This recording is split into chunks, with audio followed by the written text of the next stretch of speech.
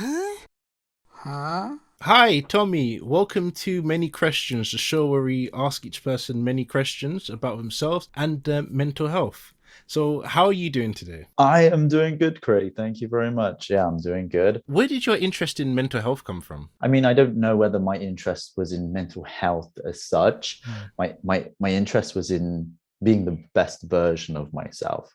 And that touches all aspects of well-being, I guess. It's through physically being in the best shape possible, but also mentally and how I looked at myself and my self-esteem. But I guess where my story started was, I grew up as an ethnic minority. My mom is from Asia, my dad is British.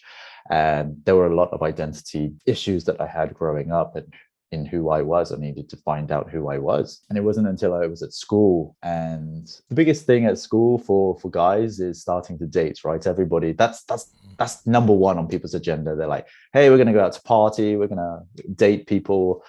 And when I started to see my friends were starting to, get girlfriends, or they would be going on dates with people and I wasn't, it really started to trigger some sort of insecurities within me.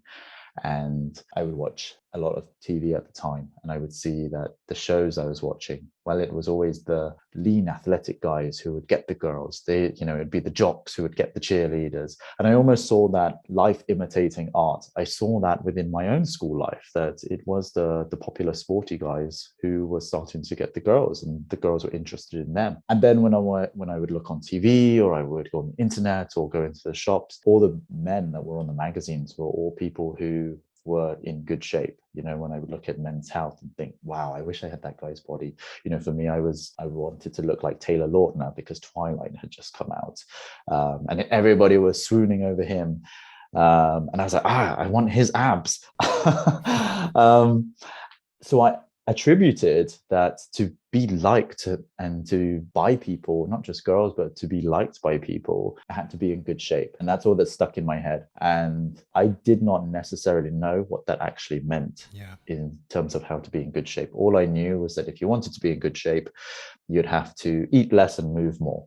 Right. So that's what I did. I started to just eat less and I started to run and exercise a lot. And the weight started to drop off. I would get compliments and it just spurred me on to keep going on that little bit further. And what ultimately happened, in my last year of school and moving into college was I suffered from an eating disorder and I was really scarily skinny and underweight.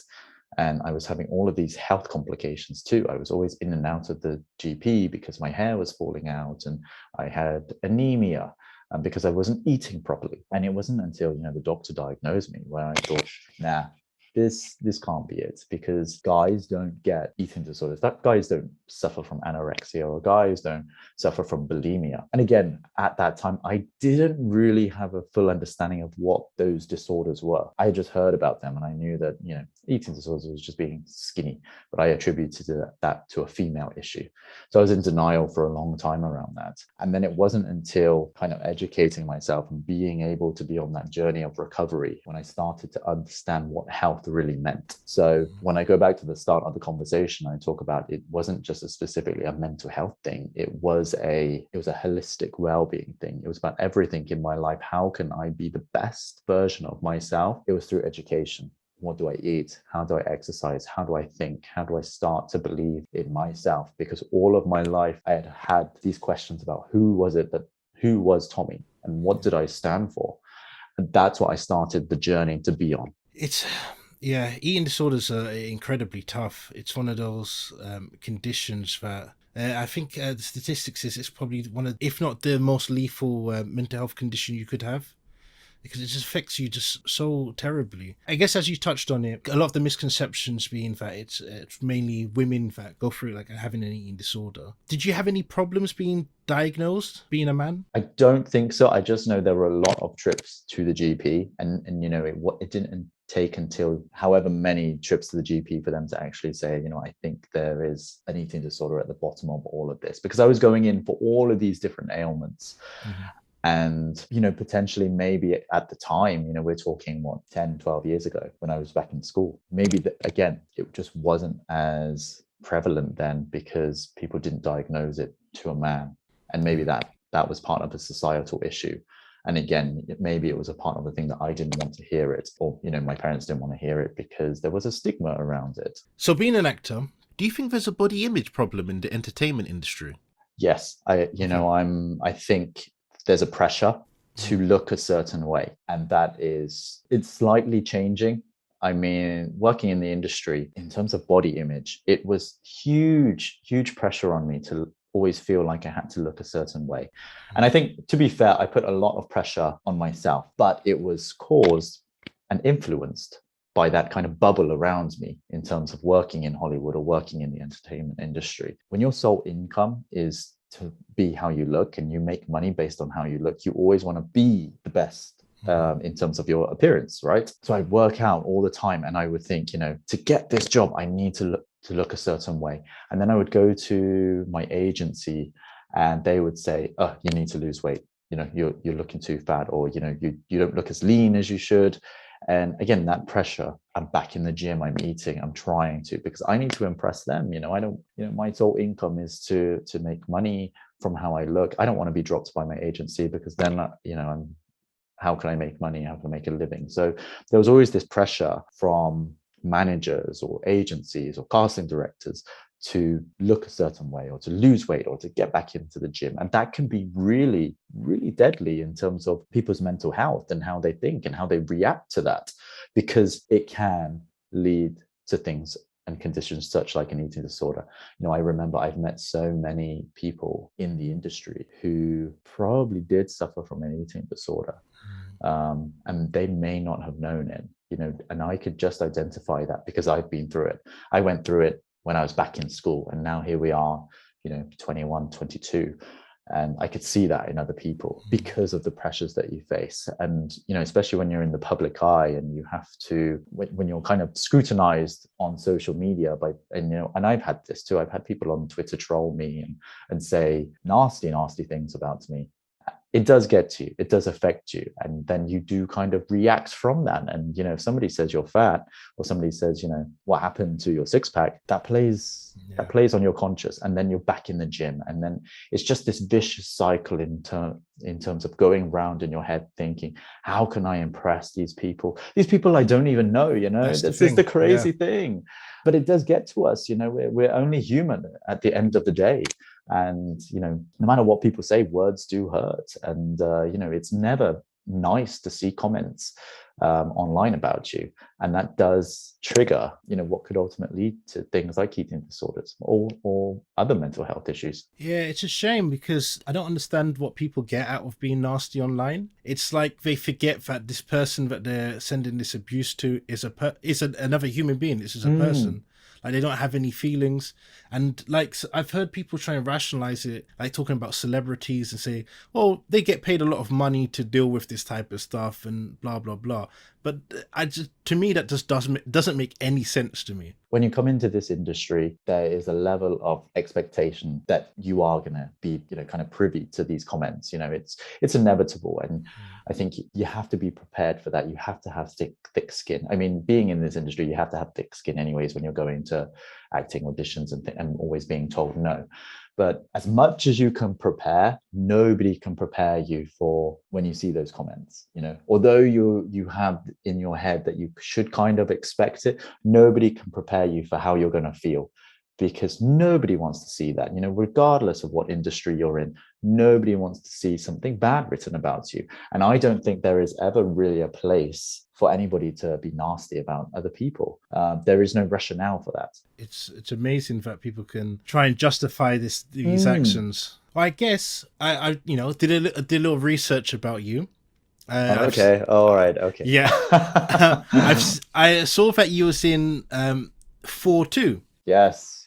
Especially working like with someone like Chris Hemsworth, who is just massive. Do you feel like a lot of male images that we are given in the media is having a negative effect on people or like the general public? I think so. I think they're unrealistic and unattainable bodies for the normal person. They are achievable because these, the actors that you see on TV, they're just human. They're nothing special. They're not a special breed of people. They're human. So we can all obtain a body like that. But for the normal person who goes to work 9 to 5 and then has to cook dinner for the children and then has to go to bed early, it's very hard. I'm not saying it's impossible, because people are, you can see that people are in shape, but it's a lot harder. And I think we almost as a society forget, and maybe we need to push it as people in the public eye, is that this is our jobs. Our jobs is to look good. That is our full-time job. So our full-time job is to almost go into the gym, is almost to eat really well, and then the outcome of that is what you see on the screen or is what you see on the newspaper. We don't have like office jobs around that, and we don't have all of this other stuff. So it's easier for us to be in shape. Now, it is an unrealistic and almost pressuring body type to push on to the normal person, because when you kind of put people on a plinth who have such great bodies, everybody else feels a little bit inferior. I do. I look at people like Chris Hemsworth or Ryan Reynolds, and I think, man, I wish I had a body like that. And that's what people find attractive, and that's what everybody raves about, and that's who you see on the magazines. And that's the image that is pushed on us to say, this is what a man should look like. This is what a good-looking man should look like. And I feel the pressure. And I'm somebody who actually works in the industry. So for somebody who doesn't work in the industry, that pressure must be twofold to look like that. So I think, we can get better as an industry collective and as a society to say it's not a bad thing to look like that, but we don't have to look like that. There are all shapes and sizes that all should be celebrated. And, I'm really of pushing the agenda around it is about that self-validation and what is comfortable in your skin. No matter what body shape you have, as long as you're healthy and you're kind of comfortable in your own skin, that's all that matters. Yeah, self-love is important. It really Totally. I think a lot of us lack it. I think, there's that, maybe it's almost a British thing actually, is that, we're too conservative to start saying, I love myself. I remember, when I've gone to America for work, they're very much strong in their opinions about themselves, and they'll kind of shout loud and proud about how they love themselves. And that's great, but I think we're a little too on the opposite side to say, actually, if I say that I love myself or, I like me, does that come across as bragging? Does that come across as arrogant? But it doesn't. For me, I always say that it's a gray area between confidence and arrogance, right? But, there's nothing wrong with being confident. I think where the line comes from arrogance is when you start to make other people feel inferior to you. It's funny because as you say that, I'm just thinking, if you were to go into a room and say, guys, I love myself, people are, that's one thing I do. Yeah, I've noticed about more Americans, they're more quite proud, very proud. So just going back to, eating disorders. So if someone had a loved one who they believe has an eating disorder, how could they support that person? I think it's just being there for them. I think it's about changing the narrative as such, not to say that, wow, you're looking a bit too skinny, you should go see somebody. I think it's really about understanding how people feel. How are you feeling? Are you happy? What's on your mind? And understanding it from that aspect, because when you're almost commenting on somebody's physical appearance or trying to address the problem, it can actually have the opposite effect. When people would come to me and say, wow, are you all right? You're looking a bit too thin, or I think you're going a bit too far with this. I would shut down, I would think, wow, you don't understand the journey that I'm going on. You don't understand me, and, you're trying to sabotage me or something. And it almost had the opposite effect of that. So I think approaching it from a situation to say, hey, what is on your mind right now? What's going on in your mind, and understanding the root cause of potentially why they are going through what they're going through